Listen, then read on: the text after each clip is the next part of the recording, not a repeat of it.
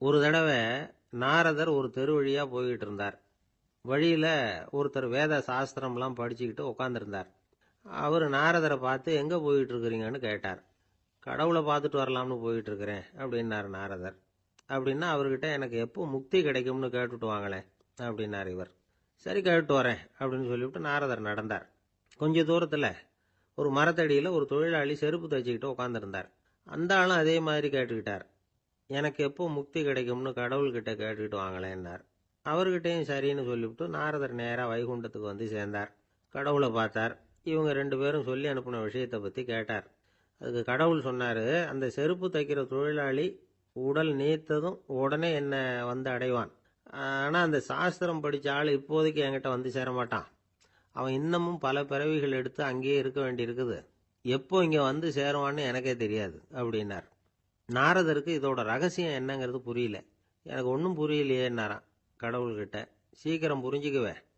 நீ திரும்பி போகிறப்போ நான் இங்கே வைகுண்டத்தில் என்ன செஞ்சுக்கிட்டு இருக்கேன்னு கேட்டால், ஒரு ஊசியின் துவாரத்தில் ஒரு யானையை கோத்துக்கிட்டு இருக்கிறேன்னு அவங்க கிட்ட சொல்லு அப்படின்னார் கடவுள் சிரிச்சுக்கிட்டே. நாரதர் பூமிக்கு திரும்பினார். கடவுளை பார்த்தீங்களா, எப்படி இருக்கார் அப்படின்னு விசாரிச்சார் வேத சாஸ்திரம் படித்தவர். ஓ பகவானா, அவர் யானையை ஊசியின் காதில் நுழைச்சிக்கிட்டு இருக்கிறார் பார்த்தேன்னார் நாரதர். ஊசி காதில் யானையா? அது எப்படி முடியும்? நீங்கள் சொல்கிறத நான் நம்ப மாட்டேன்னு விட்டார் அவர். சரி, இந்த ஆளுக்கு இறைவன் பேரில் நம்பிக்கை இல்லை அப்படிங்கிறத நாரதர் புரிஞ்சுக்கிட்டார். அடுத்தபடியாக அந்த தொழிலாளி இருந்த இடத்துக்கு போனார். இறைவனை பார்த்தீங்களான்னு கேட்டார் அவர். பார்த்தேன், ஒரு ஊசி துவாரத்தில் யானையை கோத்துக்கிட்டு இருந்தார் அப்படின்னு சொல்லிவிட்டு நாரதர் அந்த ஆள் முகத்தை கவனிச்சார். அந்த தொழிலாளி இதை கேட்டுட்டு கொஞ்சம் கூட ஆச்சரியப்படலை. அவரால் முடியாத காரியம் கூட உண்டானார். என்ன இப்படி சொல்கிற? ஊசியின் துவாரத்தில் யானையை கோக்க முடியும்னு நீ நம்புறியா அப்படின்னு கேட்டார் நாரதர். நிச்சயமாக நம்புறேன்னார் அவர். அது எப்படி அப்படின்னு கேட்டார் இவர். இதை பாருங்க, நான் இந்த ஆலமரத்தடியில் தான் தினமும் உட்காந்துருக்கிறேன். தினமும் இந்த மரத்திலிருந்து எவ்வளவோ பழம் கீழே விழுது. இந்த பழத்தில் இருக்கிற ஒவ்வொரு விதையிலேயும் உள்ள ஒரு ஆலமரம் இருக்குது. ஒரு சின்ன விதைக்குள்ள ஒரு பெரிய ஆலமரம் இருக்க முடியுங்கிறப்ப ஊசி துவாரத்தில் கடவுள் யானையை நுழைய வச்சாருங்கிறத ஒத்துக்கிறதுல என்ன கஷ்டம் இருக்கு அப்படின்னு ரொம்ப சர்வசாதாரணமாக பதில் சொன்னாராம் அந்த தொழிலாளி. நாரதர் யோசனை பண்ணார். இந்த தொழிலாளி வேத சாஸ்திரங்களை எல்லாம் படிக்கலைன்னா கூட அறிவுபூர்வமாக சிந்திச்சு இறைவனை நம்புறான். அதனால தான் கடவுள் இந்த ஆளுக்கு சீக்கிரம் முக்தி கிடைக்கும்னு சொன்னார் அப்படிங்கிறத புரிஞ்சுக்கிட்டாராம். இந்த கதையில் வர்ற கடவுள், நாரதர், வைகுண்டம் இதெல்லாம் ஒரு பக்கம் இருக்கட்டும், ஒரு சின்ன விதைக்குள்ள ஒரு பெரிய ஆலமரம் தூங்கிக்கிட்டு இருக்கு அப்படிங்கிற உண்மை, அந்தரத்தில் 1000 கிரகங்கள் சுற்றிக்கிட்டு இருக்குங்கிற உண்மை, இதெல்லாம் நாம் பார்த்துக்கிட்டு தானே இருக்கிறோம். இந்த உண்மைகள் அதிசயமாக நமக்கு தெரியறதுனால அதை நம்பாமல் இருந்துட முடியாது. இயற்கையை பரிபூர்ணமாக நம்புங்கள், அந்த நம்பிக்கையே நம்ம வாழ்க்கைக்கு ஆதாரம் அப்படிங்கிறத விளக்கறதுக்காக தான் இந்த கதை. இந்த காலத்தில் நம்ம பிள்ளைங்களுக்கெல்லாம் இது மாதிரி நம்பிக்கை அதிகமாகவே இருக்குது. ஒரு நாள் ஒரு சின்ன பையன்கிட்ட கேட்டேன், ஏன்பா கடவுள் ஒரு பானைக்குள்ள ஒரு யானையை நுழைய வச்சுட்டாருன்னு சொன்னா அதை நீ நம்புவியா அப்படின்னு கேட்டோம். நம்புவேன் சார், அது ஒன்றும் பெரிய அதிசயம் இல்லைன்னா. எப்படிறான்னு கேட்டோம். எப்படின்னா அந்த பானை அந்த யானையை விட பெருசாக இருந்திருக்கும், அவ்வளவுதான் அப்படின்னு சொல்கிறான். ஒரு பெரியவர் உட்கார்ந்துருக்கிறார். அவரை சுற்றி அவருடைய தோழர்கள் உட்கார்ந்துருக்கிறாங்க. ஏதோ ஒரு முக்கியமான செய்தியை அவர் அவங்களுக்கு சொல்லிகிட்டு இருக்கிறார். அவங்களும் ஆர்வமாக கேட்டுக்கிட்டு இருக்கிறாங்க. இந்த சமயத்தில் யாரோ ஒரு ஆள் வேகமாக அங்கே வர்றார். வர்ற வேகத்திலேயே எனக்கு ஏதாவது உதவி செய்யுங்க அப்படின்னு கேட்டுக்கிட்டே வர்றார். கேட்கறது உதவி, ஆனால் குரல் மிரட்டுறது மாதிரி இருக்கு, அதட்டி கேட்கறது மாதிரி இருக்கு. இதை கேட்டதும் அந்த பெரியவர் ஆத்திரப்படலை, ஆனால் அவரை சுற்றி இருந்தவங்க ஆத்திரப்பட்டாங்க. இதை பெரியவர் கவனிச்சார். கொஞ்சம் அமைதியாக இருங்கன்னார். வந்தவரை கூப்பிட்டார். அவருக்கு சில பொருள்களை கொடுத்தார். என்னங்க, இப்போ உங்களுக்கு மகிழ்ச்சி தானே அப்படின்னார். ஆ அப்படின்னு அலட்சியமாக அவர் சொல்கிறார். நான் உங்களை நல்ல முறையில் நடத்தினேன்னா அப்படின்னு கேட்குறாரு அவர் மறுபடியும். அதெல்லாம் ஒன்றும் இல்லை அப்படின்னு சொல்லி அவர் சொல்லிகிட்டு இருக்கிறாரு. குரலில் கடுமை குறையில. சுற்றி இருந்தவங்களால இதை பொறுத்துக்க முடியல. கோபத்தோடு அவரை நோக்கி நெருங்க ஆரம்பித்தாங்க. பெரியவர் அவங்களையெல்லாம் தடுத்து நிறுத்தினார். வந்தவரை வாங்க என்னோட அப்படின்னு சொல்லி அழைச்சிட்டு போனார். வீட்டுக்கு போனார். அங்கே போனதும் இன்னும் சில பொருள்களை எடுத்து அவர்கிட்ட கொடுத்தார். இப்போ திருப்தி தானே, நான் உங்ககிட்ட நல்ல முறையில் நடந்துக்கிட்டேனா அப்படின்னார். அவர் முகம் இப்போ தான் கொஞ்சம் மலர்ந்தது. ரொம்ப நன்றி, இறைவன் உங்கள் குடும்பத்துக்கு எல்லா நன்மைகளையும் செய்வான் அப்படின்னு சொன்னார். இதே வார்த்தைகளை என்னுடைய தோழர்கள்கிட்டே சொல்லிட்டீங்கன்னா அவங்க கோபம் தணிஞ்சிரும். வர முடியுமான்னார்.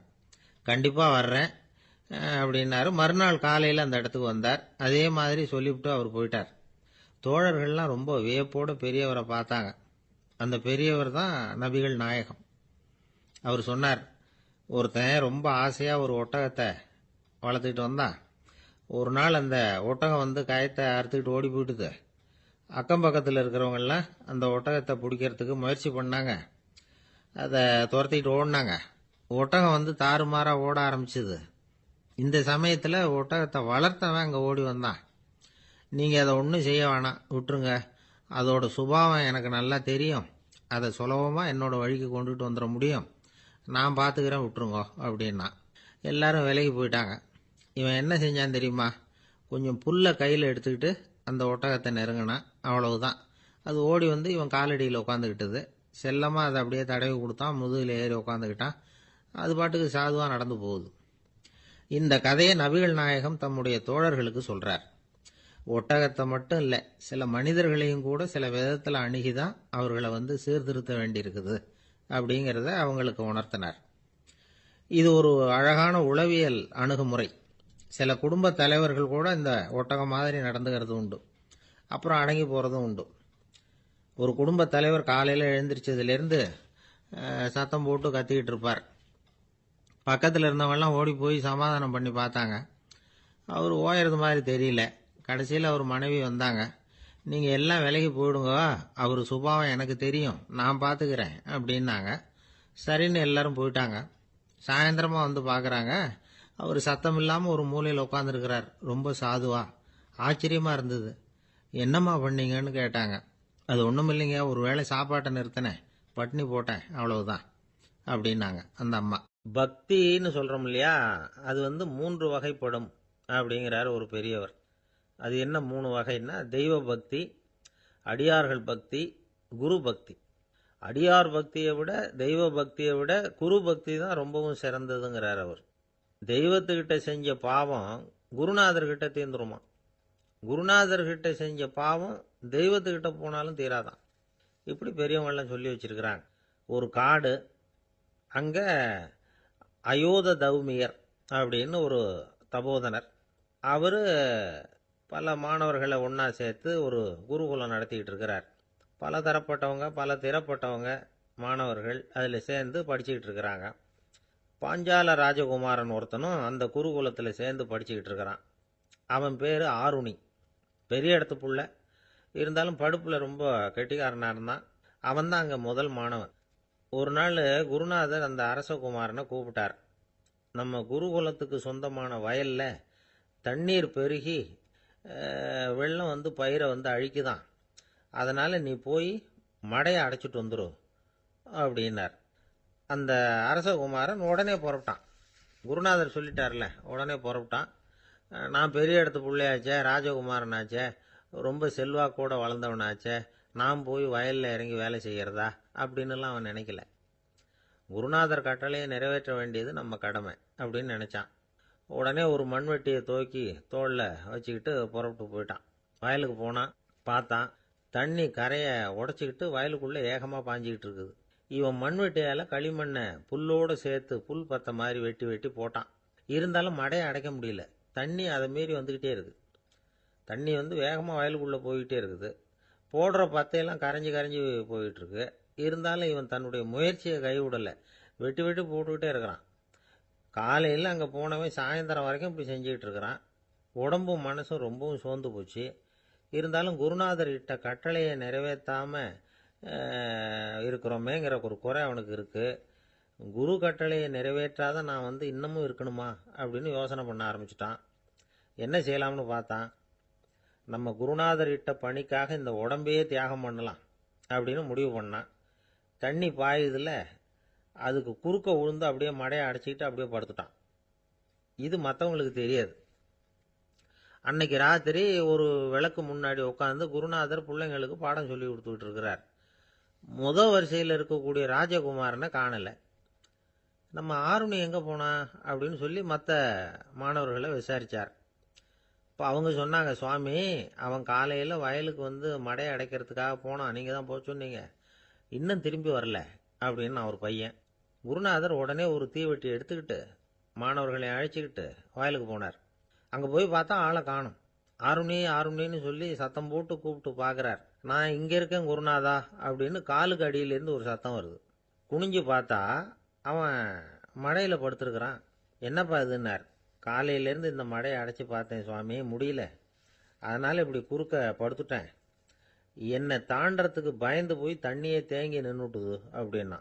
அவனுடைய குரு பக்தியையும் அவனை தாண்டறதுக்கு அஞ்சு நிற்கிற தண்ணி தேக்கத்தையும் பார்த்துட்டு எல்லாரும் ரொம்ப ஆச்சரியப்பட்டு போயிட்டாங்களாம். ஆருணி எழுந்திரிச்சு வா அப்படின்னு கூப்பிட்டாராம் குருநாதர். அவன் தண்ணீரை பொழந்துக்கிட்டு எழுந்திரிச்சு வந்தானான். அதனால அவனுக்கு உத்தாலகன் அப்படின்னு ஒரு பேர். உத்தாலகன்னா தண்ணீரை பிளந்தவன் அர்த்தம். அந்த உத்தாலகன் மாதிரி இந்த காலத்து மாணவர்களுக்கும் குரு பக்தி வேணும் அப்படின்னு சொன்னோம் ஒரு பள்ளிக்கூடத்தில். உடனே நிறைய மாணவர்கள் எழுந்திரிச்சு நின்னாங்க.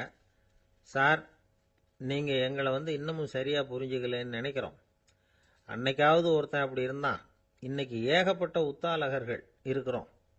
எங்கள் வாத்தியார் கட்டளை இட்டா இப்போவே அது மாதிரி வயலுக்கு போய் மடையில் குறுக்கப்படுத்துக்கிறதுக்கு இந்த வகுப்பில் உள்ள அத்தனை பேரும் தயாராக இருக்கிறோம் அப்படின்னாங்க.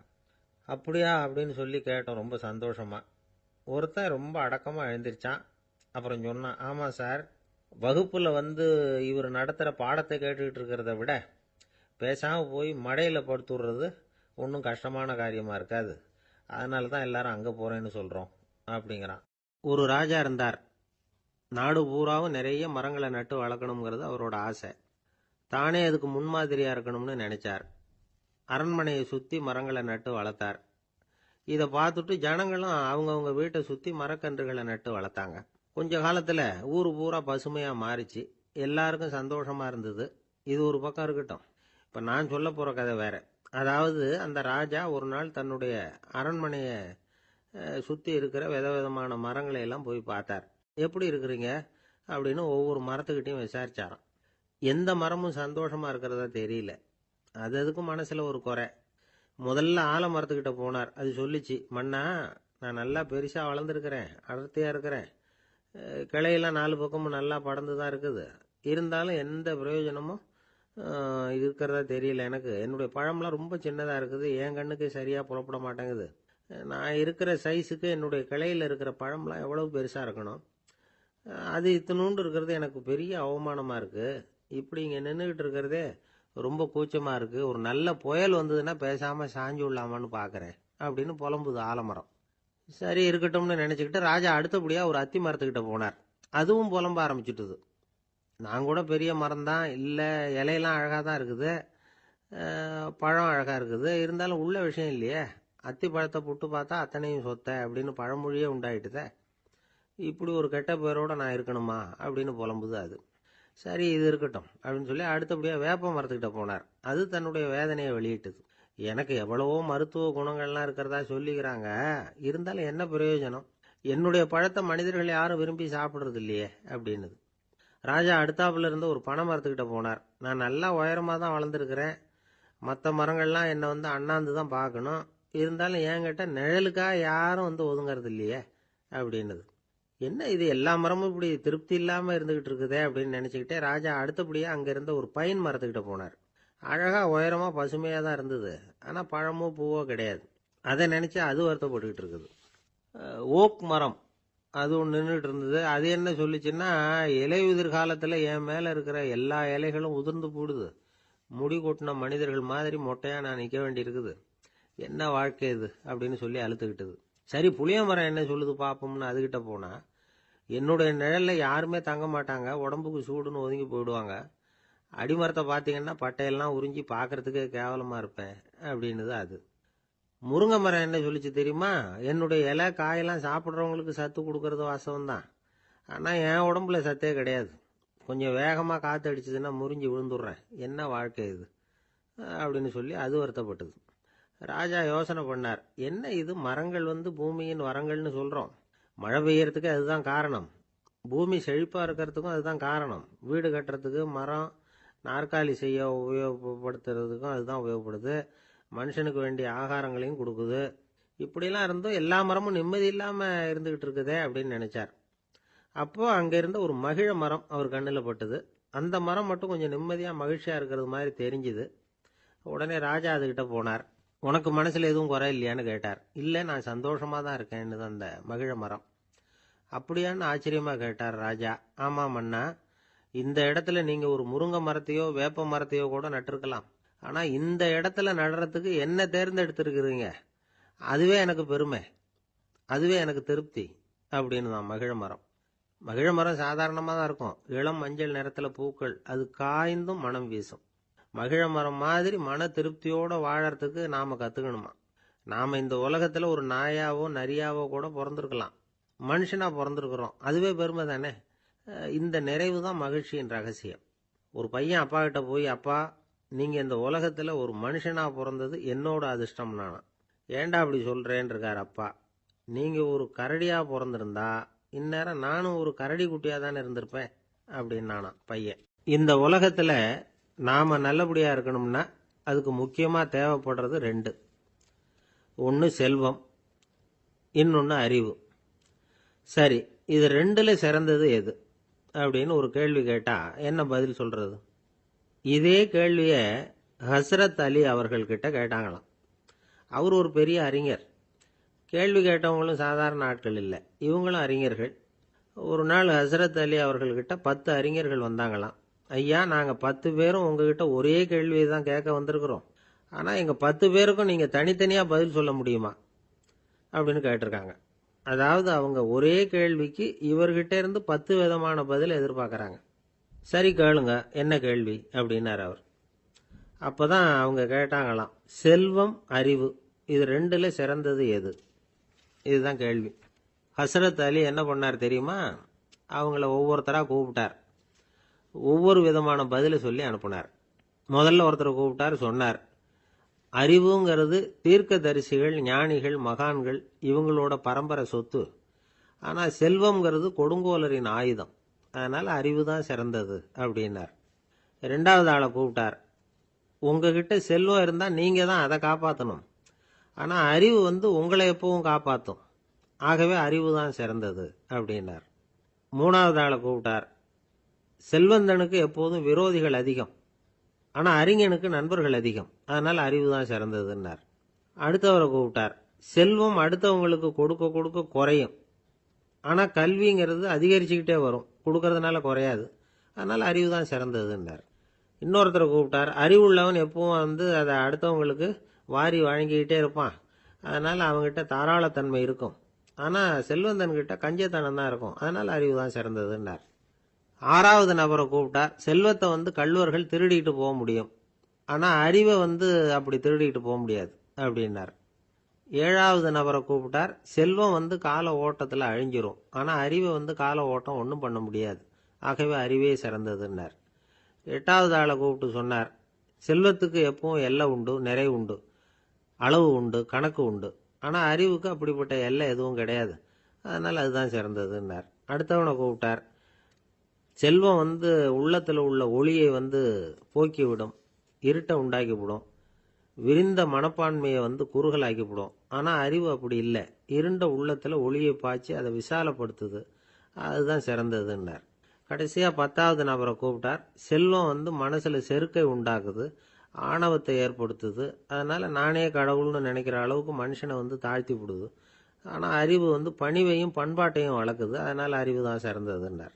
ஆக இப்படி 10 பேருக்கும் 10 விதமாக பதில் சொன்னது மூலமாக ஹஸ்ரத் அலி அவர்கள் அறிவு தான் செல்வத்தை விட சிறந்தது அப்படிங்கிறதுக்கு 10 காரணங்களை சுட்டி காட்டியிருக்கார்.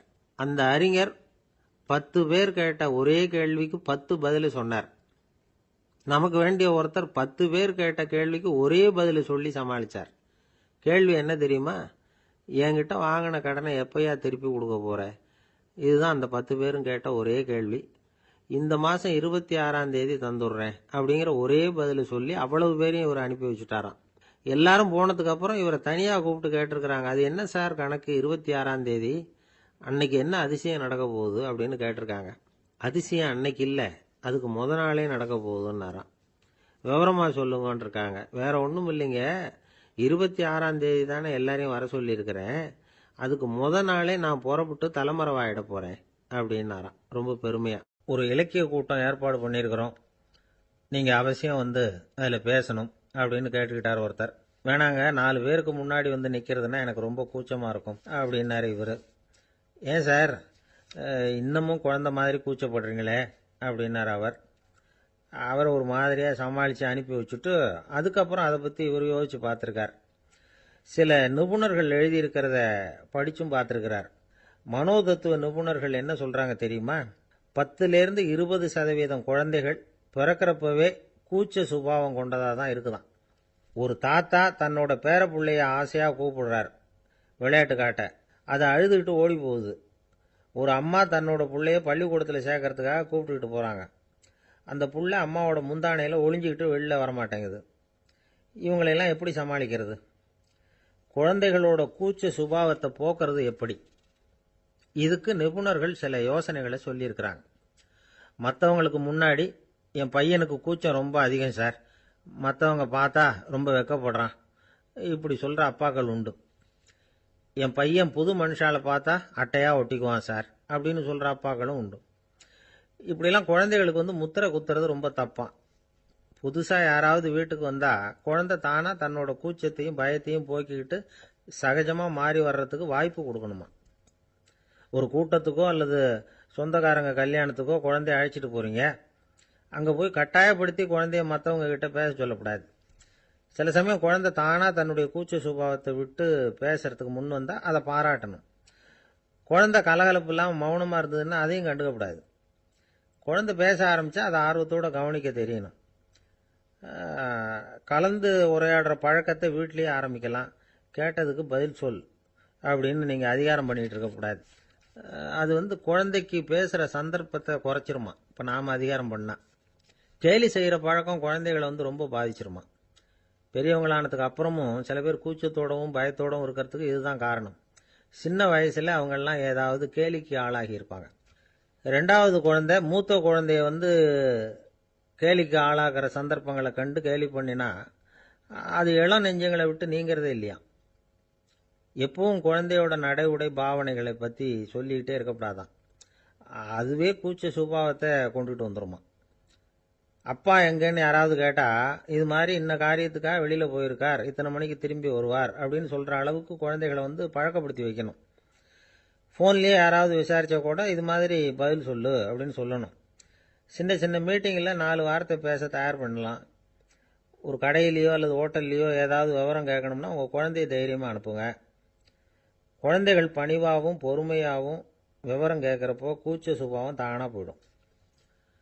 சின்ன வயசுலேயே இப்படிலாம் பழக்கப்படுத்தினாதான் வருங்காலத்தில் தைரியமாக இந்த சமுதாயத்தில் வாழ முடியும். இல்லைன்னா 60 வயசுலேயும் அடுப்பங்கரையை விட்டு வெளில வர்றதுக்கு கூச்சப்பட்டுக்கிட்டு தான் இருக்க வேண்டியிருக்கும். இந்த காலத்து பிள்ளைங்க எவ்வளவோ பரவாயில்ல, எதுக்கும் தயங்குறதில்ல, கூச்சப்படுறதில்ல. ஒரு அம்மா அடுப்பங்கரையிலேருந்து சத்தம் போட்டாங்க, டேய் ராமு, தயவு பண்ணி அந்த டிவியை நிறுத்துறா, அந்த பெண்ணோட குரல் மகா மோசம், அடுப்பங்கரையில் இருக்கிற என்னாலேயே அதை சகிச்சிக்க முடியல அப்படின்னாங்களாம். உடனே பையன் கொஞ்சம் கூட தயங்காமல் பதில் சொல்கிறான், அம்மா இந்த குரல் டிவியிலேருந்து வரல, எதிர்த்த விட்டு மாமி தான் இங்கே வந்திருக்கிறாங்க, அவங்க தான் இப்போ என்னோட பேசிக்கிட்டு இருக்கிறாங்க அப்படின்னானா. கங்கை கரை தோட்டம் பக்கத்தில் ஒரு ஆசிரமம், அங்கே ஒரு பெரியவர் தங்கியிருக்கிறார். அவர் தான் ராமகிருஷ்ண பரமஹம்சர். அந்த ஆசிரமம் இருந்த இடம் கரக்பூர். வங்காளத்தில் பொதுவாக எல்லாரும் மீன் சாப்பிட்றது உண்டு. கங்கையில் குளிச்சுட்டு கையில் ஒரு மீனோட வர்றது வழக்கம். இவர் இருக்கிற இடத்துக்கு கங்கையில் படகு வழியாக வரணும். அப்படி தான் எல்லாரும் வருவாங்க. வர்றவங்கள ஒன்று கூட்டி ஆன்மீக விஷயங்களை பற்றி பேசிக்கிட்டு இருப்பார். ஒவ்வொரு நாள் ஒவ்வொருத்தர் நகரத்துக்கு போகணும், வரும்பொழுது மீன் கொண்டுகிட்டு வரணும். அதுக்கு ஒரு அட்டவணையே உண்டு ஆசிரமத்தில். அது பிரகாரம் ஒரு நாள் சுவாமி யோகானந்தர் படகுல போனார். படகை செலுத்தினவங்க ராமகிருஷ்ணரையும் சுவாமி யோகானந்தரையும் மற்றவங்களையும் பித்தர்கள் அப்படின்னு சொல்லி ஏளனமாக பேசினாங்க. அவங்க என்ன பைத்தியம் பிடிச்சவங்க அப்படிங்கிறது மாதிரி. சுவாமி யோகானந்தருக்கு ரொம்ப மென்மையான இதயம். இவங்க இப்படி கண்ணாபின்னான்னு பேசுகிறத பார்த்தா மீனை வாங்கிட்டு திரும்புகிறப்போ என்ன நடக்குமோ அப்படிங்கிற பயம் வேற வந்துட்டுது அவருக்கு. அவ்வளவு மென்மையானவர். இதை தெரிஞ்சுக்கிட்ட ராமகிருஷ்ணர், யோகானந்தா இங்கே வா அப்படின்னு கூப்பிட்டார். இவர் கண்ணீரை தொடச்சிக்கிட்டே கிட்ட போனார். சொன்னார், ஐயா, படகு ஓட்டுறவங்க உங்களை பற்றி மோசமாக பேசுகிறாங்க. என்ன திட்டினா பரவாயில்ல, ஆனால் உங்களை அவங்க திட்டுறாங்க, அதை என்னால் தாங்கிக்க முடியல அப்படின்னார். இதை கேட்டது ராமகிருஷ்ணருக்கு கோபம் வந்துட்டுதான். என்னது, உன்னுடைய குருவை பத்தி அவங்க மோசமா பேசும்பொழுது நீ சும்மா இருந்தியா? வெளியில போ அப்படின்னு விட்டார். குரு நிந்தனை செய்யறப்போ அதை கேட்டுக்கிட்டு சும்மா இருக்கலாமா? குரு நிந்தனையை கேட்டா பாவம் இல்லையா? என்னை தூற்றும் போது அவங்க பாவம் செய்யறாங்க. அதை கேட்டுக்கிட்டு நீ சும்மா இருந்தா நீயும் பாவம் செய்யற அப்படின்னாராம். அடுத்த நாள் சுவாமி நிரஞ்சனானந்தர் போக வேண்டிய நாள். இவர் படகுல போகும்பொழுதும் அதே மாதிரி நடந்துதான். அவங்க மோசமா பேச ஆரம்பிச்சாங்க, திட்ட ஆரம்பிச்சாங்க. அப்படி கேலி பண்ண ஒருத்தனை இவர் என்ன பண்ணார், பலாருன்னு கன்னத்தில் அரைஞ்சுட்டார். இன்னொருத்தனை கங்கையில தூக்கி எறியறதுக்கும் தயாராயிட்டார். அதுக்கப்புறம் அவங்க யாரும் வாயை திறக்கல. மீன் வாங்கிட்டு வர்றப்பவும் படகுல ஒரே அமைதி. அவ்வளவு பயம் அவங்களுக்கு. ராமகிருஷ்ணர் கூப்பிட்டு விசாரிச்சார் என்ன நடந்ததுன்னு. இவர் சொன்னார், அவர் யோகானந்தா போகும்பொழுது என்ன நடந்ததோ அப்படியே தான் இப்பவும் நடந்தது. குரு நிந்தனை செய்யறத கேட்டுக்கிட்டு நான் சும்மா இருப்பேனா? ஒருத்தனை அப்படியே அரைஞ்சுட்டேன், இன்னொருத்தனை ஆற்றுல தூக்கி போட்டுருவேன்னு பயமுறுத்தினேன், அவ்வளவுதான் அப்படின்னாராம். இப்பவும் ராமகிருஷ்ணருக்கு கோபம் வந்துட்டு தான். என்ன இது, அணியறது காஷாயம், இருக்கிறது ஆசிரமம், உனக்கு இவ்வளவு கோபம் வந்ததுன்னா அப்புறம் என்னத்துக்கு ஆசிரமத்தில் இருக்கணும்? பிரம்மச்சாரி எப்பவும் அமைதியாக இருக்கணும் அப்படின்னு அறிவுரை சொன்னாராம் ராமகிருஷ்ணர். அப்போ இவர் கேட்டாராம், ஏங்க அவருக்கு ஒரு விதமான அறிவுரை சொன்னீங்க, எனக்கு வேற விதமா அறிவுரை சொல்றீங்க, இதுல எது உண்மை அப்படின்னு கேட்டிருக்கார்.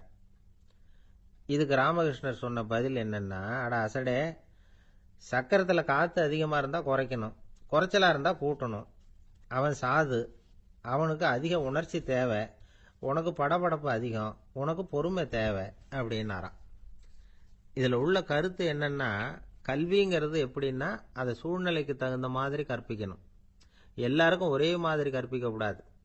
கேட்குறவர் தகுதி, புரிஞ்சுக்கிற திறமை, இதை பொறுத்து கல்வி அமையணும். ஆரம்ப காலத்தில் ஒரு குரு, அப்போ ஒரு சீடன் இருந்தான். அது வேடிக்கையான குரு, வேடிக்கையான சீடன். ஒரு ஆசிரமம். ஒரு நாள் ஒருத்தன் அவசரமாக அந்த குருவை தேடி வந்திருக்கிறான். என்ன விஷயம்னு விசாரிச்சார் குரு. உங்கள் சீடர் என்னை அடிச்சுட்டார் அப்படின்னு புகார் பண்ணானா அந்த ஆள். குரு சீடனை கூப்பிட்டார். அடிச்சியா இந்த ஆளை அப்படின்னு கேட்டாராம். ஆமான் இருக்கான் சீடன். ஏன் அடிச்சே அப்படின்னு கேட்டாராம். இந்த ஆள் உங்களை பற்றி மட்டமாக பேசிவிட்டான், என்னால் அதை தாங்கிக்க முடியல, அதனால தான் அடிச்சுட்டேன்ருக்கான். அப்படி என்ன பேசினா அப்படின்னு கேட்டாராம். உன்னுடைய குருநாதர் இப்போல்லாம் அர்த்தமில்லாமல் பேச ஆரம்பிச்சுட்டார் அப்படின்னு சொல்லிவிட்டான், அதனால தான் அடிச்சுட்டேன் அப்படின்னு நானாம். அதுக்காக அடிச்சே அப்படின்னாராம். நான் அதுக்காக அடிக்கல குருவே, இப்பெல்லாம் நீங்கள் அர்த்தம் இல்லாமல் பேசுறதாக அவன் சொல்கிறான், அப்படின்னா இதுவரைக்கும் நீங்கள் அர்த்தத்தோடு பேசினதாகத்தானே அர்த்தம், அது தப்பு தானே, அதனால தான் அடித்தேன் அப்படின்னு நானாம். துருக்மேனியாவில் அஷ்காபாத் அப்படின்னு ஒரு நகரத்தில் ஒரு புவியியல் விஞ்ஞானி இருந்தார். அவர் ஒரு நாய்க்குட்டி வளர்த்தார். ஒரு நாள் முன்னிரவு நேரம் ஒரு மேஜைக்கு முன்னாடி உட்காந்து அந்த விஞ்ஞானி ஏதோ கணக்கு போட்டுக்கிட்டு இருக்கிறார். அவருக்கு ஒரு சின்ன பெண் குழந்தை, அது தொட்டிலில் தூங்கிட்டு இருக்குது. அந்த நாய்க்குட்டியும் ஒரு மூலையில் படுத்து அது பாட்டுக்கு தூங்கிட்டு இருந்தது. ஒரே அமைதி. அந்த நேரத்தில் திடீர்னு அந்த நாய்க்குட்டி துள்ளி எழுந்திரிச்சது. நேராக குழந்தைகிட்ட ஓடிச்சு. அந்த குழந்தைய அது போட்டிருந்த ட்ரெஸ்ஸோடு சேர்த்து கவ்வி தூக்குச்சு. தூக்கிக்கிட்டு வாசல் பக்கம் ஓடிச்சு. நாய்க்குட்டி குழந்தைய கவ்வி தூக்க முடியுமாங்கிற சந்தேகம் உங்களுக்கு இல்லையா? நீங்கள் நம்ம ஊர் நாய்க்குட்டியவே பார்த்து பழக்கப்பட்டிருக்கீங்க, அதனால் நம்புறதுக்கு சிரமமாக இருக்கும். அந்த ஊர்ல எல்லாம் அது ரொம்ப ஸ்ட்ராங்காக இருக்கும், ஒரு ஏதோ கண்ணுக்குட்டி மாதிரி இருக்கும். விஞ்ஞானி அதை பார்த்துட்டார். உடனே அந்த நாய்க்கு வெறி பிடிச்சிட்டுதுன்னு முடிவு பண்ணிட்டு தன்னோட கை துப்பாக்கி எடுத்துக்கிட்டு ஓடி வந்தார். அவர் வெளியில் நாய்க்குட்டி எங்கே அப்படின்னு பார்த்து தேடுறார். அந்த நேரத்தில் அந்த வீடு இடிஞ்சு விழுது. காரணம் பூமி அதிர்ச்சி. இப்படி பூமி அதிர்ச்சி உண்டாக போகுதுங்கிறது அந்த நாய்க்குட்டிக்கு முன்னாடியே தெரிஞ்சு போச்சு. அதுதான் குழந்தைய தூக்கிட்டு வெளியில் ஓடி வந்திருக்குது. அது மூலமாக அந்த குடும்பத்தையே காப்பாற்றி இருக்குது அந்த நாய்க்குட்டி. இந்த சம்பவம் நடக்கிறதுக்கு 3 நாளைக்கு முன்னாடியே சில பிராணிகளுக்கு இப்படி நடக்க போகுதுங்கிறது தெரிஞ்சிருக்குதான். ஆமாம், அந்த நகரத்தில் 3 நாளைக்கு முன்னாடியே பாம்பு, பல்லி இதெல்லாம் அது தங்கியிருந்த வலையை விட்டு வெளியில் ஓடி வந்துட்டுது. அதே மாதிரி அங்கிருந்த புறாவெல்லாம் பறந்து போயிடுச்சான். இதே மாதிரி யுகோஸ்லோவியாவில் கூட ஒரு நகரம், அங்கே ஒரு நாள் ராத்திரி ஒரு மிருக காட்சி சாலையில் திடீர்னு ஒரு பெரிய கலவரம், கூச்சல், குழப்பம். அங்கே இருந்த கழுதை, புலி, யானை, பறவை எல்லாம் கண்ணாபின்னான்னு கத்த ஆரம்பிச்சுட்டுது. நீர் யானை அதுக்குன்னு போடப்பட்டிருந்த தடுப்பையே தாண்டி குதிச்சு வெளியில் வந்துட்டு தான். மறுநாள் தான் எல்லாருக்கும் விஷயம் புரிஞ்சுது. அடுத்த நாள் காலையில் அங்கே பூமி அதிர்ச்சி உண்டாயிட்டுது. இப்போ பாருங்க, அதாவது மனுஷனை போய் தீர்க்கதரிசி அது இதுன்னு சொல்லிட்டு இருக்கிறோம். இவனை விட அது பரவாயில்லைன்னு தோணுது. அதாவது மிருகங்கள் ஒன்று நடக்க போகுதுங்கிறத முன்னாடியே புரிஞ்சுக்குதே. சரி, இதெல்லாம் எப்படி அது முன்கூட்டி புரிஞ்சுக்குது? அதுதான் படைப்பு ரகசியம். அதை கண்டுபிடிக்கிறதுக்கு தான் மனுஷன் ஆராய்ச்சி பண்ணிட்டு இருக்கிறான். விஞ்ஞானிகளோட ஆராய்ச்சியெல்லாம் ஒரு பக்கம் இருக்கட்டும், வீட்டுக்குள்ளேயே சில ஆராய்ச்சி பண்ணி பாருங்களேன். இப்போ சில யோசனை சொல்லி அதை சோதனை பண்ணி பாருங்க அப்படின்னு ஒருத்தர் சொன்னாராம்.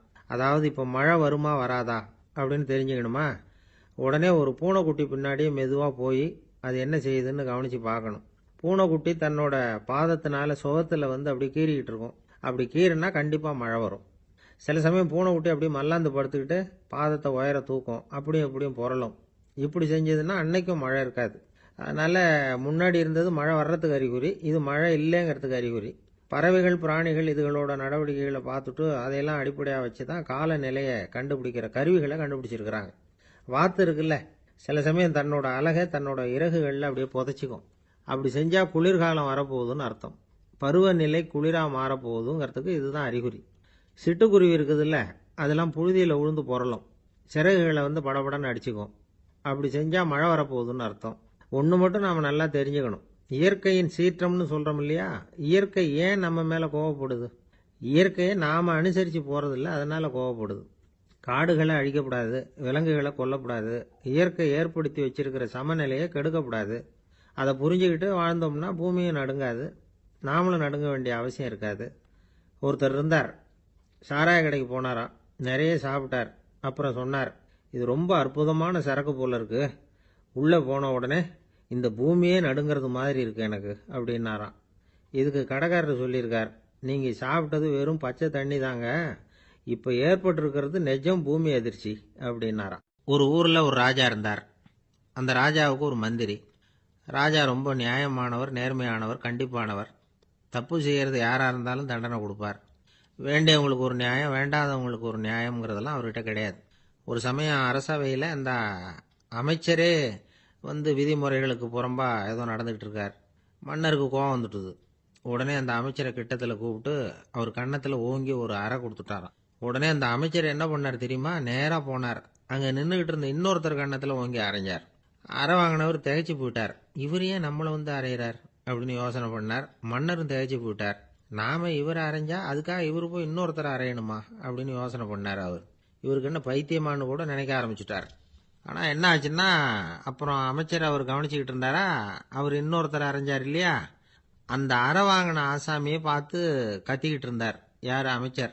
ஏன்பா என்கிட்ட அறையை வாங்கிக்கிட்டு இப்படி விவரம் இல்லாமல் நின்றுட்டு இருக்கிறிய, நான் உனக்கு கொடுத்ததை நீ வேற யாருக்கிட்டையாவது கொடுத்துரு அப்படின்னார்.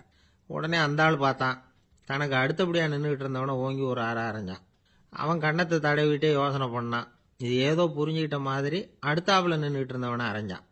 இப்படி இந்த அறை மாறி மாறி போய்கிட்டே இருக்குது. ஊரு பூரா பிரயாணம் பண்ண ஆரம்பிச்சுட்டுது. அன்னைக்கு ராத்திரி அந்த ராஜா படுக்கிறதுக்காக போனார். அந்த நேரம் பார்த்து அவர் கன்னத்தில் பலார்னு ஒரு அறை விழுந்தது. நம்மளே அரையிறது யாரு அப்படின்னு அதிர்ச்சியோட மன்னர் திரும்பி பார்க்கறாரு. அரைஞ்சது அவரோட மனைவி. என்னாச்சு உனக்குன்னு கத்துனார் ராஜா. உங்களுக்கு தெரியாதா, ஊர் பூரா ஒருத்தர் மாற்றி ஒருத்தர் மூலமா இந்த அறை பிரயாணம் பண்ணிட்டு வருது அப்படின்னாங்க அந்த அம்மா. அப்படின்னா ஆரம்பிச்ச இடத்துக்கே வந்துட்டுதா அப்படின்னாராம் மன்னர். என்ன சொல்றீங்கன்னு கேட்டிருக்காங்க. இவர் விவரத்தை சொன்னாராம். அப்படின்னா நீங்க ஆரம்பிச்சு வச்ச இந்த விளையாட்டை நான் முடிச்சு வச்சுட்டேன் அப்படின்னாங்களாம் அந்த அம்மா. மறுநாள் காலை மறுபடியும் அரசவை கூடிச்சு அந்த அமைச்சர் மன்னரை பார்த்து கேட்டார், என்ன மகாராஜா, என்கிட்ட கொடுத்ததை திருப்பி வாங்கிட்டீங்களா அப்படின்னாராம். இப்படி நடக்கும்னு நான் எதிர்பார்க்கவே இல்லைன்னார் மன்னர். ஆனால் நான் எதிர்பார்த்தேன், அது எங்கே போயிட போகுது, ஊர் பூரா சுற்றி கடைசியில் உங்ககிட்ட தான் சேரும் அப்படிங்கிறது எனக்கு தெரியும் அப்படின்னார் அமைச்சர். இந்த கதை வேடிக்கையாக இருந்தால் கூட இதில் உள்ள கருத்து முக்கியமானது. இந்த உலகத்தில் பல கருத்துக்கள் இப்படி தான் மாறி மாறி சுற்றி வந்துக்கிட்டே இருக்குது. நம்மால் ஒருத்தன் தன்னுடைய நண்பன் ஒருத்தனை கடத்தெருவில் பார்த்தான். உடனே ஓடி போய் பலார்னு ஒரு அறை கொடுத்தானா. அவன் கண்ணத்தை தடவிட்டு ஏன்டா என்ன அரைஞ்சேன்னு கேட்டிருக்கான். நீ ஏன்டா என்ன முட்டாள்னு என் மனைவிட்ட போய் சொன்னேன் அப்படின்ட்டுருக்கான் அவன். உன்னை ஒரு முட்டாள்னு சொன்னதுக்காகவா நீ என்ன அரைஞ்ச அப்படின்னு கேட்டிருக்கான் இவன். டேய், நான் அதுக்காக அறையலப்பா, அது ஒரு பெரிய ரகசியம், நான் முட்டாளுங்கிறது. அந்த ரகசியத்தை நீ ஏன் எங்கள் வீட்டில் போய் சொன்னேன், அதுக்காக தான் அரைஞ்சேன் அப்படின்னு அவன். ஐயா, உங்கள் பேரை தொடர்ந்து தினம் கேட்டுக்கிட்டு இருக்கிறேன் அப்படின்னார் ஒருத்தர். தொடர்ந்து கேட்குறீங்களே, உங்களுக்கு காது வலிக்கலையா அப்படின்னு கேட்டோம். பேசுகிற உங்களுக்கே வாய் வலிக்கல அப்படிங்கிறப்போ கேட்குற எங்களுக்கு எப்படி காது வலிக்கும் அப்படின்னார். நம்ம உடம்புல ஒரு அதிசயம் என்ன தெரியுமா? ரொம்ப நேரம் நாம் நடக்கிறோம்னு வச்சுக்கோங்க, கால் வலிக்கும். ரொம்ப நேரம் வேலை செஞ்சால் கை வலிக்கும், உடம்பு வலிக்கும். ரொம்ப நேரம் பார்த்துக்கிட்டே இருந்தால் கண்ணு வலிக்கும். ரொம்ப நேரம் பேசிக்கிட்டே இருந்தால் வாய் கூட வலிக்கும். ஆனால் ரொம்ப நேரம் கேட்டுக்கிட்டே இருக்கிறதுனால காது வலிக்கிறது இல்லை. அதனால் கேட்கறதுக்கு முக்கியத்துவம் கொடுத்தாங்க நம்ம பெரியவங்க. திருவள்ளுவர் தேவையில்லாமல் வார்த்தைகளை உபயோகப்படுத்த மாட்டார். ஒரு திருக்குறள்னு எடுத்துக்கிட்டாவே அதில் மொத்தம் 7 வார்த்தைகள், அவ்வளவுதான். அப்படி 7 வார்த்தைகள் மட்டுமே உள்ள ஒரு திருக்குறளில் வள்ளுவர் ஒரே வார்த்தையை 5 தடவை உபயோகப்படுத்தியிருக்கிறார், திரும்ப திரும்ப பயன்படுத்தியிருக்கிறார். அப்படின்னா அதை எந்த அளவுக்கு வலியுறுத்தி சொல்றார் அப்படிங்கிறத நாம் புரிஞ்சுக்கணும். அது என்ன குறள்? செல்வத்துள் செல்வம் செவிச்செல்வம், அச்செல்வம் செல்வத்துள் எல்லாம் தலை. செவிச்செல்வம்ங்கிறது அவ்வளவு முக்கியமானது. கற்றலின் கேட்டல் நன்று. அதிகம் கேட்கணுங்கிறதுக்காகத்தான் எவ்வளவு கேட்டாலும் காது வலிக்கிறது இல்லை. குறைச்சலாக பேசணும், அதிகமாக கேட்கணும். இன்னொரு விஷயம் கவனிங்க. நம்ம உடம்புல கண்ணுக்கு மூடி இருக்குது, எதையாவது நாம் பார்க்க விரும்பலைன்னா உடனே கண்ணை மூடிக்கலாம். நம்ம வாய்க்கு மூடி இருக்குது, பேச விருப்பம் இல்லையா, வாயை மூடிக்கலாம். மூக்குக்கு கூட மூடிக்கிற வசதி இருக்குது, எதையாவது முகர விருப்பம் இல்லையா, மூச்சை அடக்கிக்கலாம். ஆனால் பாருங்கள், காதுக்கு மூடி கிடையாது, அதை கையால் தான் மூட முடியும். யார் என்ன சொன்னாலும் அது நல்லதோ கெட்டதோ காதில் விழுந்துக்கிட்டு தான் இருக்கும். அறிவு தான் நல்ல விஷயங்களை எடுத்துக்கிட்டு கெட்ட விஷயங்களை விட்டுடணும். நல்ல கருத்துக்கள் நம்ம காதில் நிறைய விழுந்துக்கிட்டே இருக்கணும். அதை கேட்டு நாம் நல்லபடியாக வாழணுங்கிறது தான் படைப்பின் விருப்பம். ஆன்மீகவாதிகள் கூட ஒன்று சொல்லுவாங்க. அதாவது, ஆன்மீக பாதையில் நீங்கள் முன்னேறணும்னா முதல்ல சிரவணம் செய்யணும்பாங்க. அதாவது பெரியவங்க சொல்கிற நல்ல கருத்துக்களை கேட்கணும் அப்படின்னு அதுக்கு அர்த்தம். அதனால் யார் நல்ல கருத்துக்களை சொன்னாலும் அதை காது கொடுத்து கேளுங்க. இவ்வளவு கருத்துக்களையும் நம்ம நேயர் ஒருத்தர்கிட்ட சொல்லிகிட்டு இருந்தோம். அவரும் சரி சரின்னு தலையாடிக்கிட்டே இருந்தார். அப்புறம் சொன்னார், நீங்கள் சொல்கிறது சரிதான் சார், காதுக்கு மூடி இல்லைங்கிறது ரொம்ப சரி. அதனால தான் உங்கள் தகவல் கூட நாங்கள் விரும்புகிறோமோ இல்லையோ தினம் காதில் விழுந்துக்கிட்டு இருக்குது அப்படின்னார். எங்களுக்கு ரொம்ப பெருமையாக இருந்தது. அப்படியா அப்படின்னோம். ஆனாலும் என்ன மாதிரி சில பேர் நீங்கள் தகவல் சொல்கிற சமயத்தில் காதில் மூடி இல்லையேன்னு சொல்லி கவலைப்படுறதில்ல சார் அப்படின்னார். ஏன்னு கேட்டோம். காதை மூடுறதுக்கு தானே வசதி இல்லை, ரேடியோவை மூடுறதுக்கு வசதி இருக்குதுல்ல, அதனால் டக்குன்னு அதை மூடி வச்சுருவோம் அப்படின்னார். வங்க நாவலாசிரியர் சரத் சந்திரர் ஒரு நண்பர் அவர்கிட்ட வந்தார். வழக்கமாக எல்லா எழுத்தாளர்கள்கிட்டையும் கேட்குற ஒரு கேள்வியை கேட்டார். நீங்கள் எழுத்துத்துறைக்கு வந்தது எப்படி? இதுதான் கேள்வி. அதை தெரிஞ்சு என்ன பிரயோஜனம்னார் சரத் சந்திரர். சும்மா சொல்லுங்களேன், தெரிஞ்சுக்கிறேன் அப்படின்னார் வந்தவர். சரி சொல்கிறேன்னு ஆரம்பித்தார். நான் ரங்கூனில் வேலை பார்த்துக்கிட்டு இருந்தேன். சம்பளம் பத்தலை. வேலையும் பார்த்துக்கிட்டு ஒரு பலசரக்கு கடை வைக்கலாம்னு நினச்சேன். என்னால் மளிகை கடை வச்சு சரியாக நடத்த முடியுமாங்கிற சந்தேகம் என் மனைவிக்கு. அதை சோதனை பண்ணி பார்க்கணுங்கிறதுக்காக சில பொருள்களின் அளவு, அதோட விலை, இப்படி சிலதை சொல்லி எல்லாத்தையும் மனக்கணக்காக கூட்டி போட சொன்னாங்க. என்னால் சரியாக கூட்டி சொல்ல முடியல. உங்களால் மளிகை கடை நடத்த முடியாதுன்னு சொல்லிவிட்டாங்க. உடனே என்ன பண்ணுறது, வேறு வழி இல்லை, கதை எழுத ஆரம்பிச்சிட்டேன் அப்படின்னார். கேட்டவருக்கு சிரிப்பு வந்துட்டு தான். சரத் சந்திரர் ஒரு பக்கம் சீரியஸான நாவல்கள், சிறுகதைகள் எழுதியிருந்தாலும் அவருடைய இன்னொரு பக்கம் வேற விதம். நண்பர்கள்கிட்ட பேசும்பொழுதும் சரி, அவர்களுக்கு கடிதங்கள் எழுதும்போதும் சரி, கேலியும் கிண்டலும் நகைச்சுவை உணர்வும் அதிகமாக இருக்கும். காந்திஜி ஒரு சமயம் கல்கத்தாவுக்கு வந்திருந்தார். தேசபக்தர்கள் பல பேர் அவர்கிட்ட பேசிக்கிட்டு இருந்தாங்க. அப்போது சரத் சந்திரரும் அங்கே இருந்தார். கிரண் சங்கர் ராய் அப்படிங்கிறவரும் அங்கே இருந்தார். அவர் சொன்னாராம், காந்திஜியோட பழகிய முதல் வங்காளி நான் தான். போயர் யுத்த காலத்தில் இவர் லண்டனுக்கு வந்திருந்தப்போ என்கிட்ட தான் வங்காள மொழி கற்றுக்கிட்டார் அப்படின்னாராம். உடனே சரத் சந்திரர் காந்திஜியை பார்த்து, இவர் உங்களுக்கு வங்காள மொழி கற்றுக் கொடுத்தது உண்மைதானா அப்படின்னாராம். ஆமான்னாராம் காந்தி. அதனால தான் உங்களால் வங்காள மொழி கற்றுக்க முடியல அப்படின்னாராம். எல்லாரும் சிரிச்சாங்களாம். சரத் சந்திரர் சாம்தா பேர் அப்படிங்கிற கிராமத்தில் தங்கியிருந்தார் ஒரு இலக்கிய நிகழ்ச்சியில் கலந்துக்கிறதுக்காக. அதுக்காக ஒரு கல்கத்தாவுக்கு போக வேண்டிய சூழ்நிலை. அதுக்காக புறப்பட்டார். அந்த சமயத்தில் பின்னாடி இருந்து யாரோ அவரை கூப்பிட்டாங்க. இப்படி கூப்பிட்டவரை பார்த்து இன்னொருத்தர் யாரோ அதட்டி இருக்கிறாங்க. போகிறவரை ஏன் இப்படி கூப்பிடுறீங்க அப்படின்னு. ஏன் கூப்பிட்டா என்னன்னு கேட்டிருக்கார் சரத் சந்திரர். புறப்படுறவங்கள பின்னாடி இருந்து கூப்பிடுறது அபசகுனம், போகிற இடத்துல ஏதாவது ஆபத்து வரலாம் அப்படின்னு அதுக்கு விளக்கம் கொடுத்துருக்கிறார் அவர். உடனே சரத்சந்திரர் சொன்னாராம், இதோ இவங்க என்ன இலக்கிய கூட்டத்துக்கு அழைச்சிட்டு போகிறாங்களே, இதை விட வேற என்ன ஆபத்து வந்துட போகுது அப்படின்னாராம். இப்படி சரத்சந்திரருக்கு இயல்பாகவே நகைச்சுவை உணர்வு உண்டு. அவருடைய நண்பர் ஒருத்தர் வீட்டுக்கு கூப்பிட்டுருந்தார். அங்கே ஒரு கச்சேரிக்கு ஏற்பாடு பண்ணியிருந்தாங்க. சரத்சந்திரருக்கு இயல்பாகவே கச்சேரியில் நீண்ட ஆலோசனையெல்லாம் கேட்கறதுக்கு பொறுமை இருக்காது. அதனால் மெதுவாக பாட போகிறவர் எப்படி அப்படின்னு கேட்டிருக்கார். அவருக்கு ரொம்ப நல்லா பாட தெரியும் அப்படின்னு சொல்லியிருக்கிறாங்க. அதுக்கு சரத்சந்திரர், பாட தெரியுங்கிறது சரி, பாட்டை நிறுத்த தெரியுமா அதை சொல்லுங்க முதல்ல அப்படின்னாராம். ஒரு ராஜா ஊரெல்லாம் சுற்றி பார்த்துட்டு வரலாம்னு ஒரு நாள் புறப்பட்டு போனார். ஒரு இடத்துல தறி நெசவு வேலை ரொம்ப மும்முரமாக நடந்துக்கிட்டு இருந்தது. ஒரு பெரியவர் தறியால் நெசவு வேலை செஞ்சுக்கிட்டு இருந்தார். பக்கத்தில் ஒரு அழகான பொண்ணு உட்காந்து நூலை சுற்றிக்கிட்டு இருக்குது. ராஜா அந்த பெரியவரை பார்த்து யார் இந்த பொண்ணுன்னு விசாரித்தார். ராஜா அப்படி கேட்டதும் அவருக்கு ரொம்ப பெருமையாக போயிட்டுது. ஏன்னா உட்காந்துருந்தது அவரோட மகள். அரசே, இது என்னுடைய மகள். இவ வேகமாக நூல் தெரிக்கக்கூடியவள். வைக்கோலை எடுத்து இவ தெரிச்சா கூட அது எல்லாம் பவுனிழையாக வெளியில் வரும் அப்படின்னு ஒரு ராசி இவளுக்கு அப்படின்னு ரொம்ப பெருமையாக ராஜா கிட்ட சொன்னார். ராஜா இதை கேட்டதும் அசந்துட்டார். அப்படியா, இவ்வளவு அழகும் சாமர்த்தியமும் உள்ள இந்த பொண்ணு என்னோட வரட்டுமே, இவளை என் மருமகளை ஆக்கிக்கிறேன் அப்படின்னார் ராஜா. அந்த பெரியவருக்கு ஒன்றும் புரியல. ஏதோ கொஞ்சம் பெருமையாக சொல்ல போவ அது இப்படி ஆயிட்டுதே அப்படின்னு கவலைப்பட்டார். இருந்தாலும் ராஜா பேச்ச தட்ட முடியுமா, மகளை அனுப்பி வச்சுட்டார். ராஜா அந்த பொண்ணை அரண்மனைக்கு அழைச்சிட்டு வந்தார். அங்கே ஒரு அறையில் வச்சு பூட்டி விட்டார். அந்த ரூமு நிறைய வைக்கோலை கொண்டாந்து போட்டு அடைச்சாங்க. 3 ராட்டைகள் வேற வச்சுருந்தாங்க. நாளைக்கு பொழுது விடியறதுக்குள்ளே நீ இந்த வைக்கோலையெல்லாம் தங்க இழைகளாக மாற்றி காட்டணும். நாளைக்கு காலம்புறம் வந்து நான் இந்த அறை கதவை திறப்பேன். உன் தகப்பன் சொன்னது மாதிரி எல்லாம் தங்கமாக மாறி இருக்கணும், இல்லைன்னா நீ உயிர் தப்ப முடியாது அப்படின்னு உத்தரவு போட்டார். பாவம் அந்த பொண்ணு என்ன பண்ணும், பகல் பூரா அழுதுகிட்டே உட்காந்துருக்குது. ராத்திரி பூராவும் தூக்கம் வரல. மறுநாள் அதிகாலை நேரத்தில் யாரோ கதவை தட்டுற சத்தம் கேட்டுது. பயந்துக்கிட்டே கதவை திறக்கிறா. திறந்து பார்த்தா வெளியில் 3 அவலட்சணமான பெண்கள். ஒருத்திக்கு வந்து கால் அகலமாக முறை மாதிரி இருக்குது, இன்னொருத்திக்கு கட்டை விரல் கரண்டி மாதிரி பெருசாக இருக்குது, 3வது பொண்ணுக்கு உதடு தடித்து ரப்பர் மாதிரி தொங்கிக்கிட்டு இருக்கு. யார் நீங்கள், உங்களுக்கு என்ன வேணும் அப்படின்னு கேட்குது இந்த பொண்ணு. நாங்கள் உங்களுக்கு உதவி செய்கிறதுக்கு தான் வந்திருக்கிறோம் அப்படின்னு சொல்லி உள்ளே வந்தாங்க. உட்காந்தாங்க.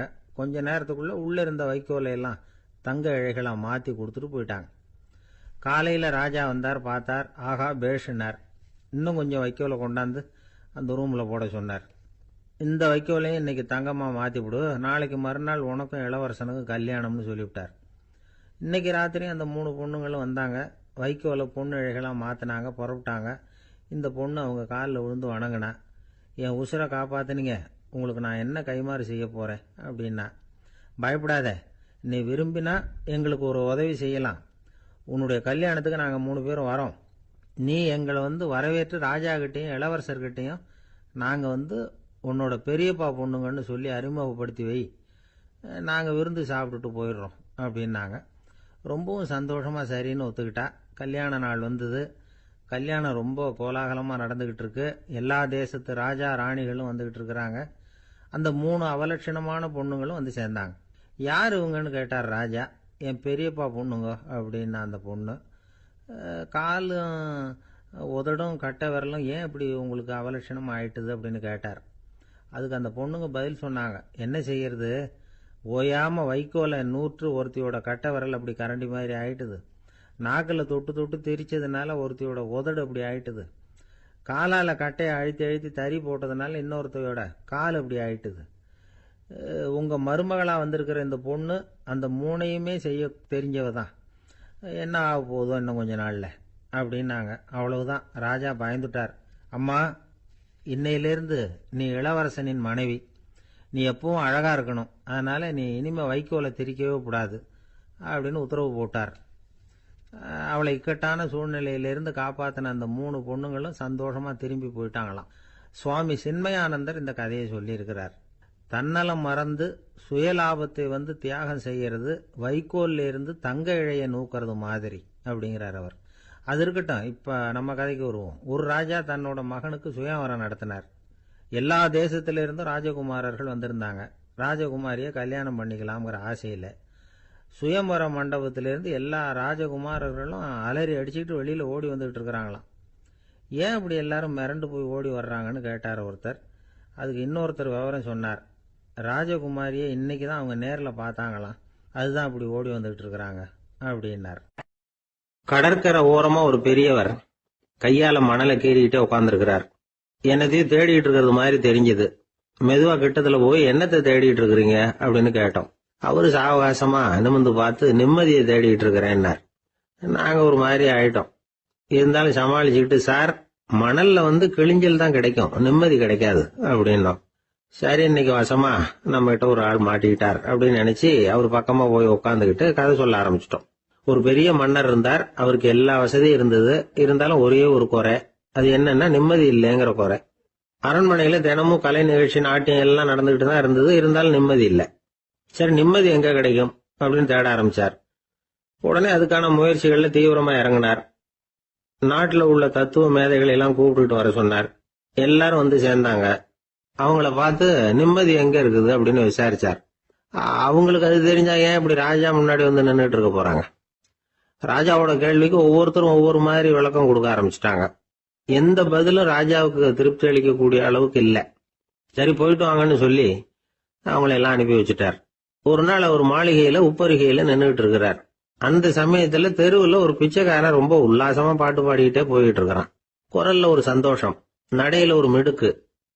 அவன்கிட்ட கொஞ்சம் கூட கவலை இருக்கிறதா தெரியல. உடனே ராஜா அதை பார்த்தார்.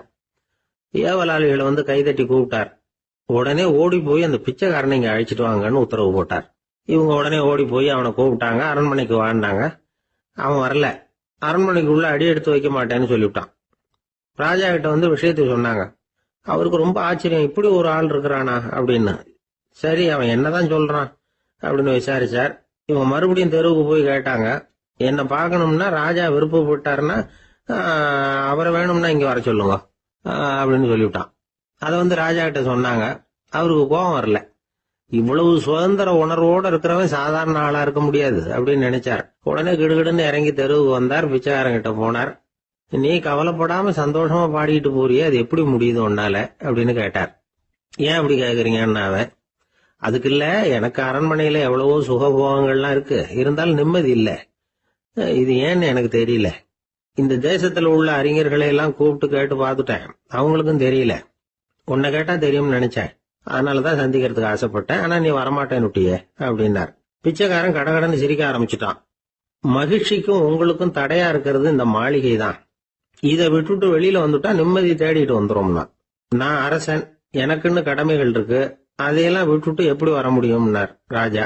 ரெண்டும் ஒரே நேரத்துல கிடைக்கணுங்கிறது முடியாத காரியம். உங்க சுகபோகத்துக்கு விலையாதான் உங்க நிம்மதியை கொடுத்துக்கிட்டு இருக்கிறீங்க. என்ன பாருங்க, என்கிட்ட எதுவும் இல்ல, அதனால எதுவும் போயிடுமோங்கிற பயமும் இல்ல, நிம்மதியா இருக்கிறேன் அப்படின்னா அவன். ராஜா உடனே சந்தோஷப்பட்டு தன்னுடைய மேலங்கியை எடுத்து அவனுக்கு பரிசா கொடுத்தாரான். அவன் சிரிச்சுக்கிட்டே அதை வாங்க மாட்டேன்னு விட்டானான். இதை நீங்க எனக்கு கொடுக்கறதுனால எந்த பயனும் இல்லை, அதே நேரத்துல அதை வாங்கிட்டேன்னா அடுத்த வினாடியிலிருந்து அதை எப்படி காப்பாத்துறதுங்கிற கவலை எனக்கு சேர்ந்துரும், அப்புறம் தூக்கம் வராது, நிம்மதி போயிடும் அப்படின்னானா. சொல்லிவிட்டு அவன் பாட்டுக்கு சந்தோஷமா பாடிக்கிட்டே போயிட்டான். நிம்மதி எங்க இருக்குங்கிறதையும் ராஜா தெரிஞ்சுக்கிட்டார். அந்த இடத்துக்கு தன்னால போக முடியாதுங்கிறதையும் அவர் புரிஞ்சுக்கிட்டார். இப்படி இந்த கதைய அந்த கடற்கரையில மணலை கீறிக்கிட்டே உட்கார்ந்துருந்தார அந்த பெரியவர்கிட்ட சொல்லி முடிச்சோம். அவர் முகத்துல ஒரு தெளிவு தெரிஞ்சது. எங்களை நிமிர்ந்து பார்த்தார். ரொம்ப நன்றிங்க, இப்ப எனக்கு தெரிஞ்சு போச்சு, நிம்மதி வேணும்னா அதுக்கு என்ன பண்ணணும்னு இப்ப நல்லா புரிஞ்சுக்கிட்டேன் அப்படின்னார். என்ன புரிஞ்சுக்கிட்டீங்கன்னு கேட்டோம். இனிமே இந்த பக்கம் வந்தா உங்க கண்ணுல படாத இடமா பார்த்து உட்காரணும்னு புரிஞ்சுக்கிட்டேன் அப்படின்னார். ஜெருசலேம், அங்க உள்ள ஒரு தேவாலயம், அதுல உள்ள பலிபீடத்தின் முன்னாடி ஒரு பெட்டி உண்டு. அது காணிக்கை பெட்டி. ஆலயத்துக்கு வர்றவங்க பிரார்த்தனை பண்ணிவிட்டு திரும்பி போற சமயத்துல அந்த பெட்டியில காணிக்கை போடுவாங்க. அவங்களால எவ்வளவு முடியுமோ அவ்வளவு போடுறது வழக்கம். அவங்க வசதிக்கு தகுந்த மாதிரி போடுவாங்க. வசதி உள்ளவங்களா இருந்தாலும் சரி, வசதியே இல்லாத வறியவர்களா இருந்தாலும் சரி, ஆலய காணிக்கை பெட்டியில காசு போடுறது அவங்களுக்கு ரொம்ப பெருமையான ஒரு செயல். ஒரு சமயம் இயேசு தம்முடைய சீடர்களோடு அந்த ஆலயத்துக்கு வரார். அங்க உட்காந்து ரொம்ப நேரம் வழிபாடு பண்ணிட்டு இருக்கிறார். சீடர்களும் அந்த ஜபத்தில் கலந்துக்கிட்டாங்க. வழிபாடு முடிஞ்சுது. இயேசு உட்கார்ந்துருக்கிறார். காணிக்கை பெட்டியில் காசு போடுறவங்கள கவனிக்கிறார். சீடர்களும் அதையே கவனிச்சுக்கிட்டு இருக்கிறாங்க. ரொம்ப பேர் வரிசையாக வந்தாங்க. அவங்களால முடிஞ்ச அளவுக்கு காசு போட்டுட்டு அவங்க பாட்டுக்கு போய்கிட்டு இருக்கிறாங்க. வசதியானவங்க நிறைய பேர் வந்தாங்க. அதுக்கு மத்தியில் வயசான ஒரு அம்மா, அவங்களும் வந்து காசு போட்டுட்டு போகிறாங்க. இப்போ இயேசு தன்னுடைய சீடர்கள் பக்கம் திரும்பினார். ஒரு கேள்வி கேட்டார். இப்போ இந்த காணிக்கை பெட்டியில் நிறைய பேர் வந்து காசு போட்டுட்டு போகிறத நீங்கள் கவனிச்சிங்க. இன்னைக்கு இந்த காணிக்கை பெட்டியில் ரொம்பவும் அதிகமாக காசு போட்டது யார் அப்படின்னு கேட்டார். முதல்ல வந்தார ஒரு பெரிய மனுஷன், அவர் தான் அதிகமாக போட்டார் அப்படின்னாரு ஒருத்தர். மூணாவதா வந்தவர் தான் அதிகமாக போட்டார், நான் கவனிச்சேன் அப்படின்னாரு இன்னொருத்தர். இப்படி ஆளுக்கு ஒரு விதமாக சொல்றாங்க. கடைசியா இயேசு சொன்னாராம், இன்றைக்கு அந்த பெட்டியில அதிகமாக காசு போட்டவங்க அந்த வயசான அம்மா தான் அப்படின்னாராம். சீடர்களுக்கு ஒன்றும் புரியல. அந்த அம்மா ரொம்பவும் ஏழையாச்சே, அவங்க எப்படி அதிகமாக காணிக்கை செலுத்த முடியும் அப்படிங்கிறது அவங்க சந்தேகம்.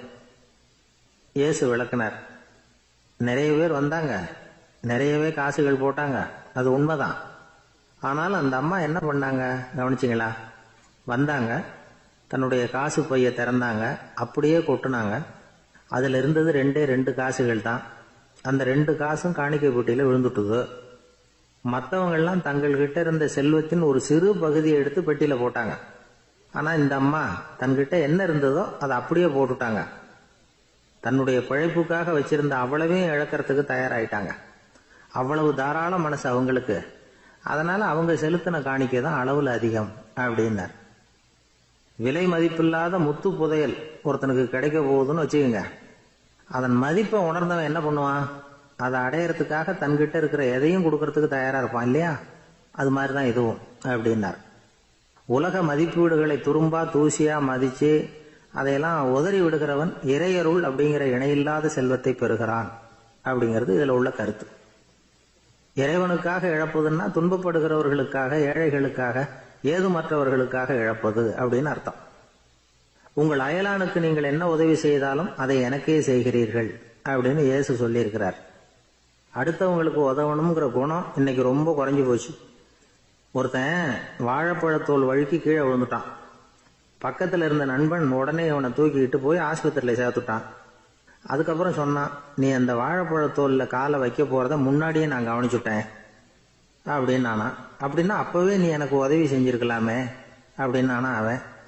நான் டாக்டருக்கு உதவலாம்னு நினைச்சுட்டேன் அப்படின்னா இவன். காசி மாநகரத்தை பிரம்மதத்தன் அப்படிங்கிற ராஜா ஆட்சி பண்ணிட்டு வந்தார். அவர் ஒவ்வொரு வருஷமும் ஒரு திருவிழா நடத்துறது வழக்கம். எல்லா தேசத்திலிருந்தும் எல்லா வகையான ஜனங்களும் அதில் வந்து கலந்துக்குவாங்க.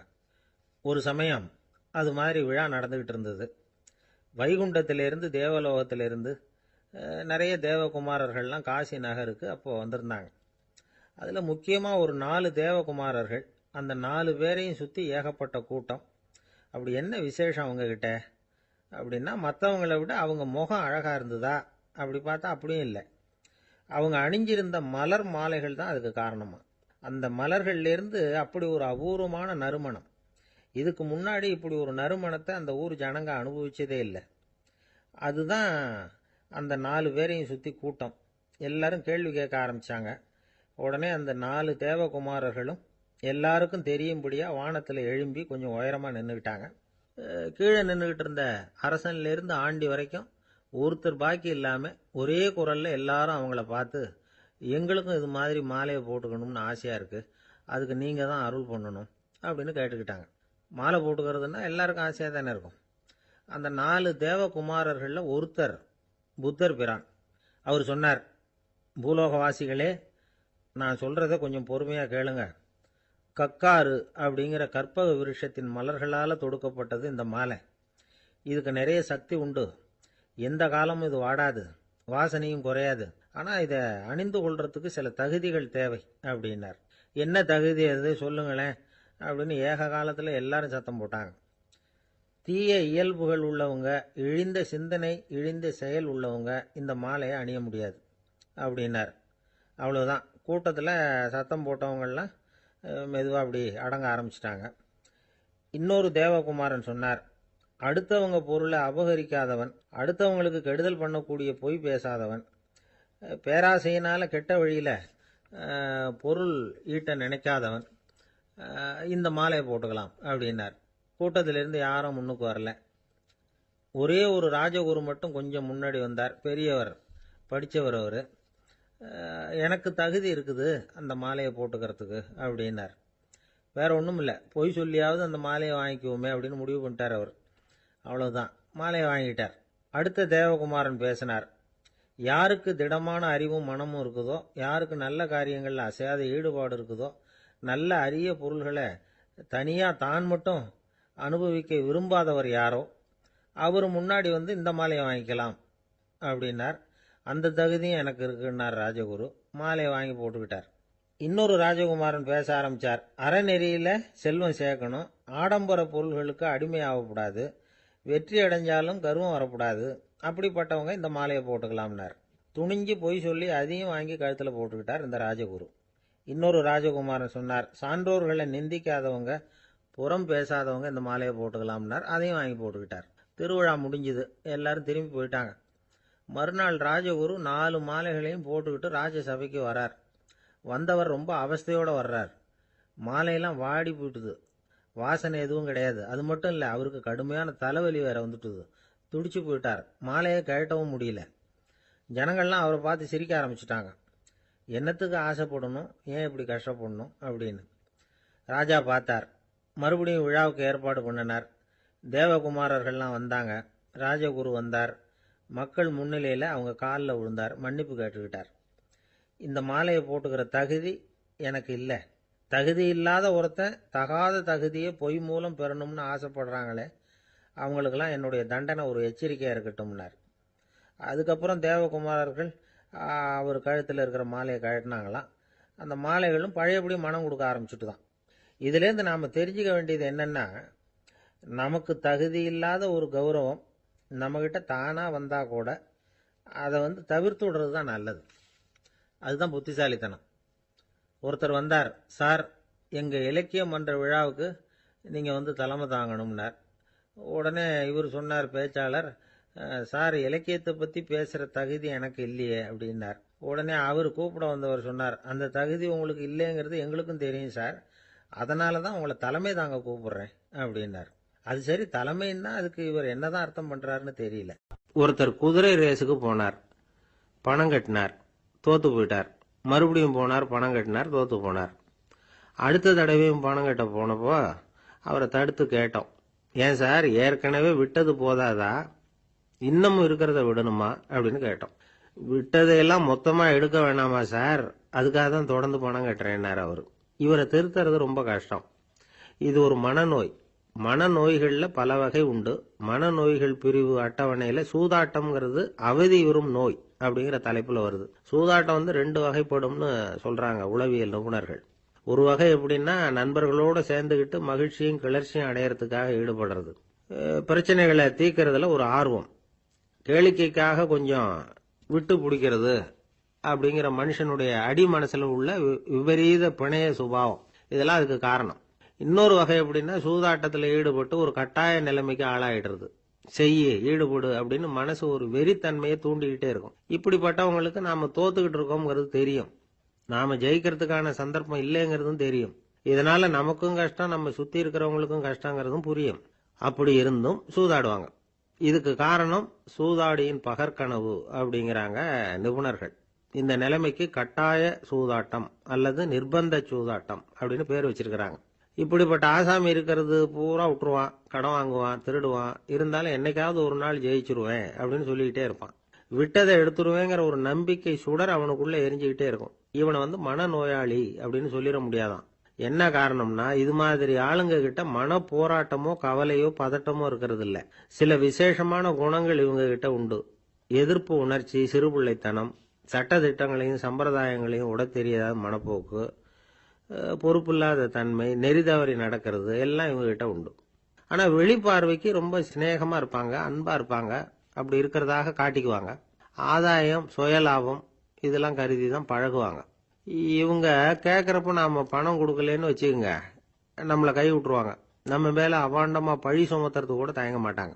தங்களுடைய சூதாட்ட நடவடிக்கைகளுக்கு சாதகமான காரணங்களை சொல்லிட்டு இருப்பாங்க. நீ வேணும்னா பாரு, ஒரே நாள்ல நான் இழந்ததையெல்லாம் மீட்டு லட்சாதிபதி ஆறேனா இல்லையா பாரு அப்படிம்பாங்க.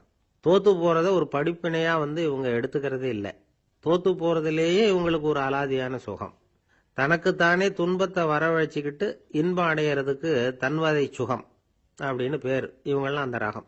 சில பேர் எப்படி தெரியுமா, மந்திர எண்ணங்களை வரவழைச்சிக்கிறது, சூதாடுறதுக்காக ஆபீஸ்ல கையாடல் பண்றது, அடுத்தவங்க கிட்ட இருந்து திருடுறது. இந்த மந்திர எண்ணம் தீவிரமாச்சுன்னா ஒரு மாதிரியா பேச ஆரம்பிச்சிருவாங்க. தோல்விதான் சார் வெற்றிக்கு முதல் படியும்பாங்க. தன்னால பகடக்காய்களையும் குதிரை ஓட்டிகளையும், அதாவது இந்த ஜாக்கிகள், அதெல்லாம் கட்டுப்படுத்த முடியுங்கிற பித்து நிலைக்கு இவங்கெல்லாம் தள்ளப்பட்டுருவாங்க. சில சூதாடிகள் ஆராய்ச்சி பார்த்ததுல என்ன தெரிய வந்தது தெரியுமா, அவங்கெல்லாம் குழந்தை பருவத்துல அன்புக்காக ஏங்கினவங்களாம், புறக்கணிக்கப்பட்டவங்களாம், உதவிகளை பெற முடியாதவங்க, இப்படிலாம் இருந்திருக்கிறாங்க. இவங்க வளர வளர மற்றவங்க சௌகரியம் பற்றி அக்கறை இல்லாதவங்களா ஆயிடுறாங்க. அதிர்ஷ்ட தேவதை தன்னோட இருக்கிறாங்க அப்படிங்கிற அசையாத நம்பிக்கை இவங்களுக்கு. இவங்களை திருத்துறது ரொம்ப கஷ்டம். அதனால பந்தயம், சூதாட்டம் இது மாதிரியான விஷயங்களை விட்டு விலகியே இருக்கிறது தான் நமக்கு நல்லது.